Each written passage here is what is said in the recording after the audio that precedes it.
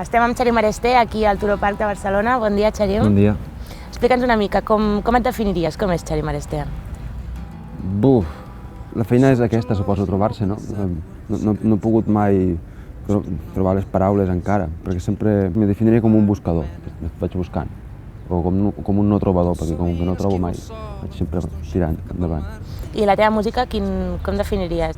Suposo que sempre m'ha interessat la música que tingués certa arrel, com que m'agrada pensar com un arbre, com igual jo estic en l'arbre del blues, del folk, no ho sé, diu l'arbre del jazz, l'arbre de la clàssica, i m'agrada que les rames puguin anar molt amunt, però que estigui connectat amb l'arrel, no? Sí, i he escoltat molta música negra, però al final el que més m'influència és la gent que tinc a la vora, al costat, els músics que tinc a la vora, que m'ensenyen de tot. Clar, durant molts anys has format part de grups com Sopa de Cabra, San Josex, i ara decideixes seguir una mica en solitari? Bé, de fet, sempre vaig començar en solitari, diguem. El que més m'interessava a mi sempre havia sigut fer cançons, i sempre n'he fet.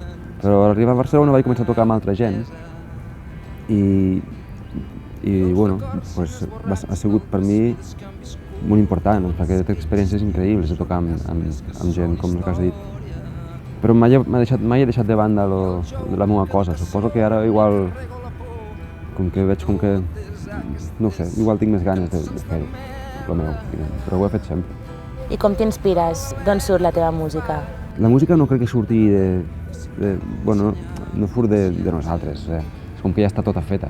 Nosaltres som com transmissors, ens connectem i la vomitem, però no sé fins a quin punt és mèrit de l'autor, saps el que vull dir? Com que Vas agafant una mica d'aquí i d'allà, vols dir? És com que aterres en un lloc que hi ha una cançó, però la cançó aquesta igual te l'has anat fent vindre, però no em sento com que la faci, em sento com que la descobreixo, però no l'he fet allò, saps? No sé com dir-ho. Com que la música és de tots, és difícil, és impossible dir que això és meu. La creació sempre té que veure amb robar. A la Rosada, el teu últim àlbum, tens una relació diferent amb la guitarra. Per què aquest canvi? De fet, en aquest disc hi ha molta més guitarra acústica, però és l'instrument que més he tocat. Igual en directe sempre he anat més amb l'elèctrica, però a casa és la guitarra que més me reconeixo, diguem, l'acústica, és la que més hores hi he passat.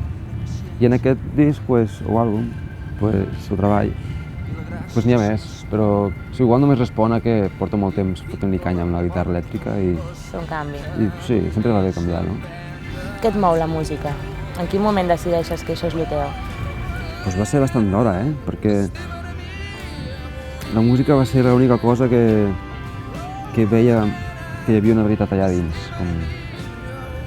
que era lliure, independent, saps?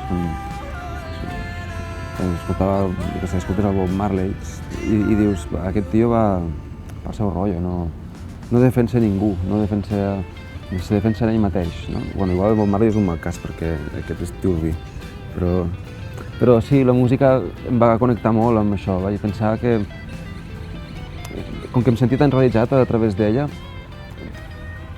renunciar a la música era renunciar a la llibertat per mi, d'alguna manera, no coneixia cap altra manera de sentir allò.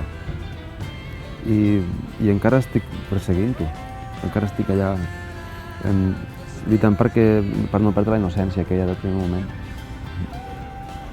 Aquest estiu, per segon any consecutiu, et tindrem al Pallars. Sí. Què és el que et fa més il·lusió de tornar? Home, doncs em fa molta il·lusió tornar a veure els personatges que teniu per allà, perquè em vaig enamorar de la bogeria que conreu per allà dalt i el lloc, a més, és un lloc esplèndid perquè passava com si hi havia una lluna preciosa i el llac i l'ambient, bé, serà molt bonic, segur. Dins el que ens puguis avançar, amb què ens sorprendràs aquest any? Doncs serà una sorpresa, però sempre intentem que sigui sorprenent, els nostres concerts, perquè bé, des de la composició ja m'agrada que les cançons siguin obertes i es puguin fer sempre diferents. Ho adaptes al moment?